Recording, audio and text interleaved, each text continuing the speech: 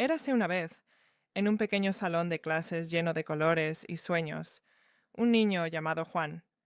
Juan era curioso, alegre y lleno de ideas, pero cada vez que tomaba el lápiz, algo extraño ocurría. Las letras no le obedecían.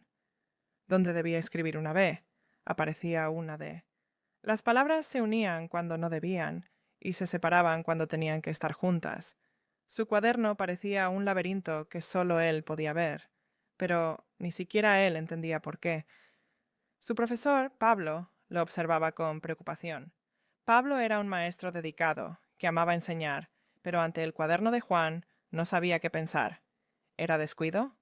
¿Era falta de esfuerzo? ¿O había algo más detrás de esas letras rebeldes?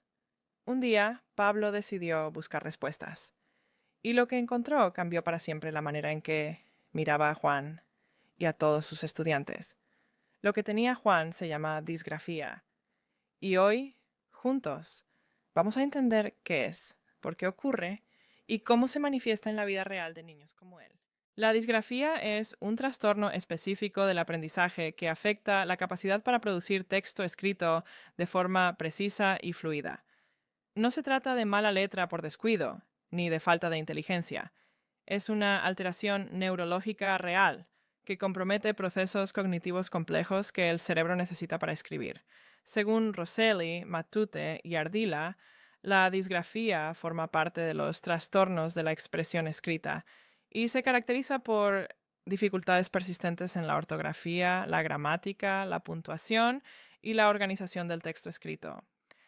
El Manual Diagnóstico y Estadístico de los Trastornos Mentales, el DSM-5, la clasifica dentro de los trastornos específicos del aprendizaje con dificultad en la expresión escrita.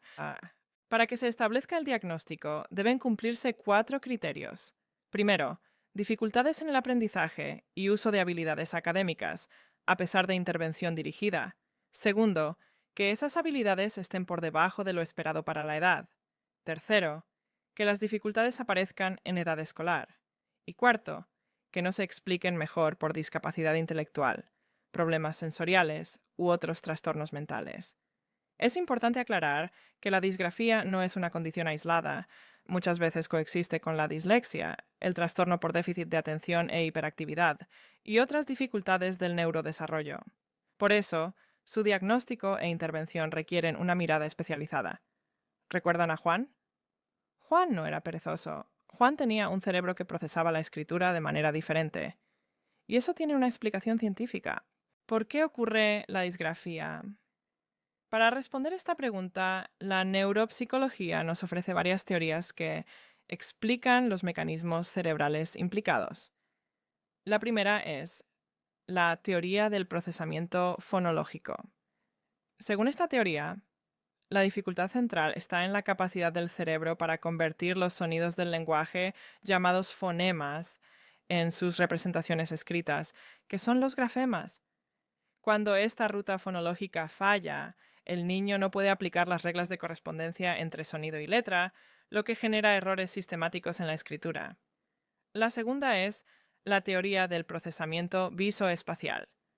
Aquí la falla está en la capacidad para percibir, organizar y reproducir las formas visuales de las letras. El niño puede saber qué letra es, pero su cerebro no logra traducir esa información en el movimiento motor correcto para escribirla. El modelo de doble ruta de la escritura, ampliamente respaldado por Semrud, Kleikemann y Titter, propone que escribir correctamente requiere 2 caminos cerebrales. La ruta léxica, que recupera la forma ortográfica completa de una palabra desde la memoria, y la ruta fonológica, que construye la palabra letra por letra siguiendo reglas fonéticas. Cuando alguna de estas rutas falla, aparecen diferentes tipos de disgrafía. A nivel neurológico, las investigaciones señalan alteraciones en regiones como el giro angular, el área de Broca, la corteza parietal posterior y los circuitos cerebelosos. Estas áreas trabajan en red para coordinar el lenguaje, la memoria visual y el control motor fino que exige la escritura. Arango, Rivera y Olavarrieta agregan que estas alteraciones no implican daño cerebral estructural, en todos los casos, sino diferencias funcionales en cómo se activan y conectan estas regiones durante la tarea de escribir. No toda disgrafía es igual. Según los criterios neuropsicológicos actuales, podemos identificar distintos tipos, cada uno con características particulares. El primer tipo es la disgrafía motora, también llamada periférica o caligráfica. En este caso, el problema está en la ejecución motora de la escritura. La persona sabe exactamente qué quiere escribir y cómo se escribe, pero su mano no logra reproducirlo correctamente. La letra es ilegible, irregular, con presión inadecuada y trazos mal formados. Como le pasaba a Juan cuando intentaba escribir en el tablero. El segundo tipo es la disgrafía disléxica o fonológica. Aquí la falla está en la ruta fonológica. El niño no puede convertir los sonidos en letras de forma eficiente. Comete errores como omitir sílabas, sustituir letras por otras con sonido similar o escribir las palabras tal como las pronuncia, sin respetar la ortografía convencional. El tercer tipo es la disgrafía superficial. En este caso, la ruta fonológica funciona relativamente bien, pero falla la ruta léxica. El niño no tiene almacenada la forma visual de las palabras irregulares, aquellas cuya escritura no sigue las reglas fonéticas.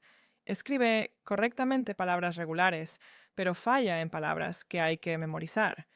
El cuarto tipo es la disgrafía semántica o profunda, menos frecuente y más severa.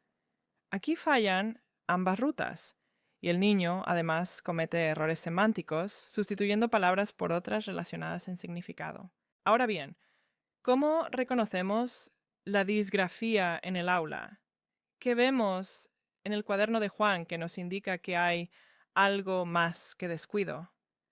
Las características clínicas de la disgrafía incluyen, en primer lugar, errores en la escritura de las palabras, omisiones de letras o sílabas, sustituciones de un grafema por otro, inversiones de letras como confundir la B con la D o la P con la CU y adiciones de letras innecesarias. En segundo lugar, encontramos dificultades en la organización del texto en el espacio de la hoja, márgenes irregulares, líneas que suben o bajan, espaciado inconsistente entre palabras y letras de tamaños muy distintos dentro de la misma línea. En tercer lugar, se observan problemas en la calidad caligráfica, trazos temblorosos, presión excesiva o insuficiente sobre el papel, letras mal formadas o incompletas, y una velocidad de escritura significativamente más lenta que la de sus compañeros. En cuarto lugar, el DSM-5 nos recuerda que estas dificultades deben persistir durante al menos 6 meses a pesar de intervención y pueden clasificarse como leves, moderadas o graves según el nivel de impacto en el desempeño escolar y la vida cotidiana. Arnedo y colaboradores, en su libro de casos clínicos, describen cómo niños con disgrafía muestran un rendimiento llamativamente inferior en pruebas de escritura comparado con su desempeño verbal e intelectual general, lo que confirma que el problema es específico de la expresión escrita, no una limitación global. Volvamos a Juan y al profesor Pablo. Ahora Pablo entendía. Lo que veía en el cuaderno de Juan no era pereza ni descuido. Era un cerebro que procesaba la escritura por caminos diferentes, que necesitaba apoyo, comprensión y estrategias especializadas, no regaños ni comparaciones. Desde ese día, Pablo observó a Juan con nuevos ojos. Lo acompañó, buscó ayuda de un neuropsicólogo, y juntos encontraron formas de que Juan pudiera expresar todo lo que pensaba, sentía e imaginaba, aunque sus letras siguieran siendo un poco rebeldes, porque la disgrafía no define la inteligencia de un niño, no limita sus sueños, solo nos recuerda que no todos aprendemos igual y que reconocer la diferencia es el primer paso para construir una educación verdaderamente inclusiva. Muchas gracias por acompañarnos en este recorrido. Este video fue elaborado con base en los textos de Rosselli, Matute y Ardila, Arango, Rivera y Olavarrieta, Semrud, Klickeman y Titer, Arnedo y colaboradores, y el manual diagnóstico de ese M5. Las referencias completas en normas APA se encuentran en la descripción de este video.